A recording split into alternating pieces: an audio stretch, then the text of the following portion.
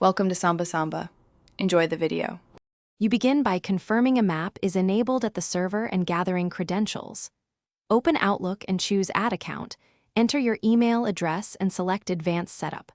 Once done, pick Imap as the connection type so mail stays on the server. Make sure you have Imap host, port numbers, and whether SSL/TLS is required. If your provider uses app passwords or two-factor authentication, generate that now so Outlook can authenticate without interactive 2FA prompts. You now enter the detailed server settings. In Outlook's manual setup, type the Imap incoming host and set port to 993 with SSL/TLS if recommended. That ensures encrypted retrieval.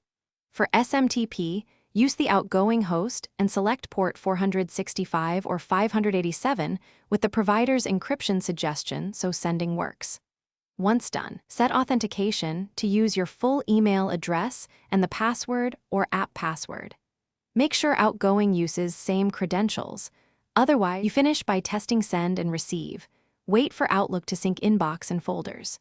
If folders don't match, map sent, drafts, and trash to the server folders so actions reflect across devices. Once done, send a test message to confirm outgoing works and inspect headers to verify Imap usage. If it fails, recheck ports and SSL settings, confirm credentials or app password, and temporarily disable firewall or antivirus that might block connections. That single troubleshooting tip often resolves elusive connection failures. Thanks for watching.